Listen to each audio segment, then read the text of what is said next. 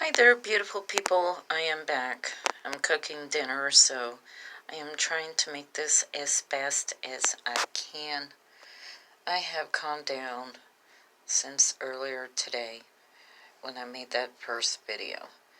And when I stated in the first video that I heard something up in the walls, yeah, apparently we got vermin. Well, this years ago, when I first moved into this apartment with my husband, we had a squirrel. Apparently had climbed up the backside of the building, and the little ventilation traps that we have, apparently was able to pop it open, get in there.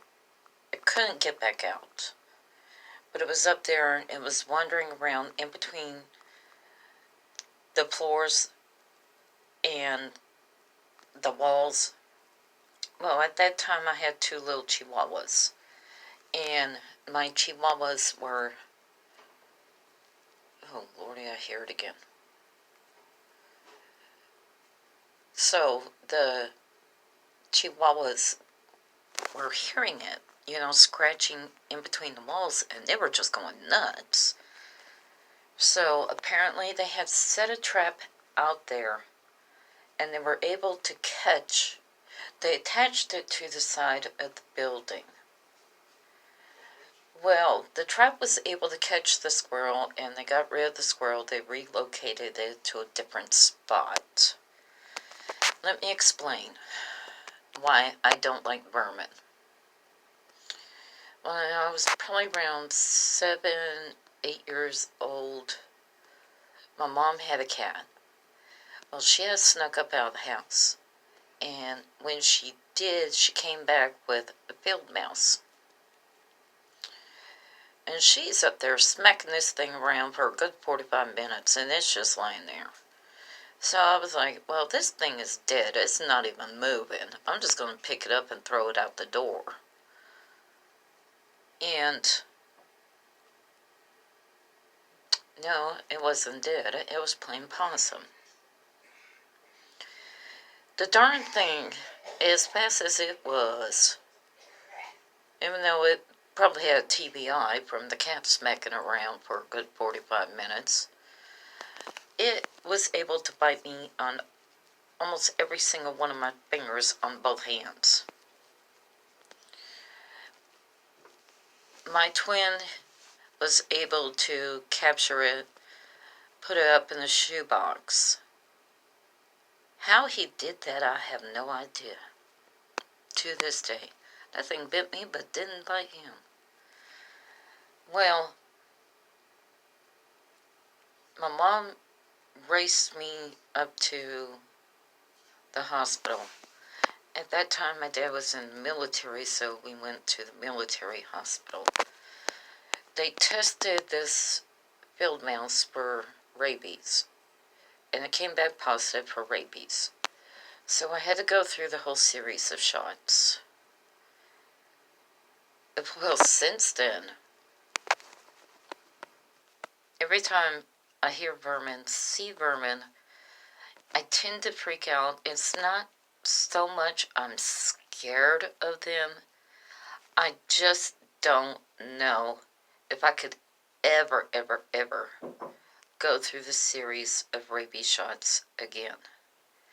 And to be honest with you, I think it's just a one-time deal.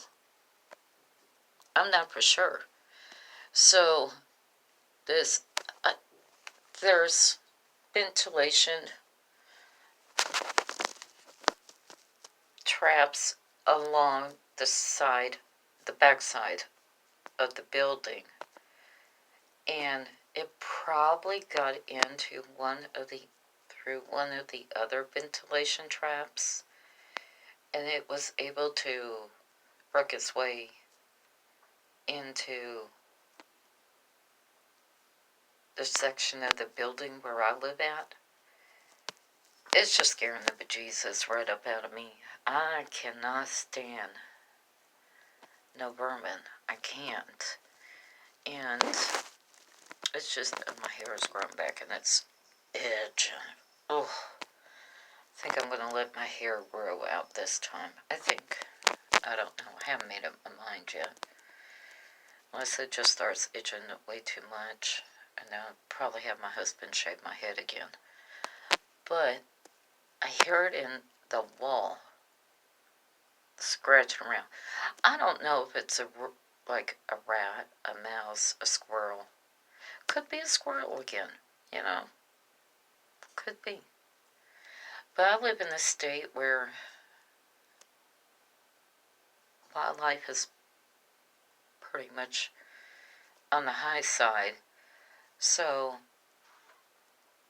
the Texas Wildlife Commission tends to drop salt blocks.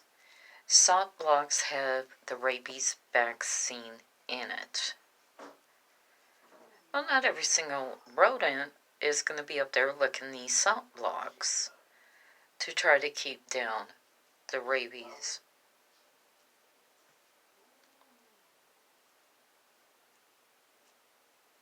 The outbreak of rabies. And I shouldn't even call it that because,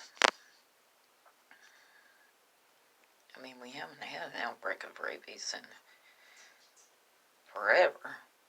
But, you know, it's the idea that in this state, for goodness sakes, people, if you have animals, cats, dogs, ferrets, whatever, give them the rabies shots.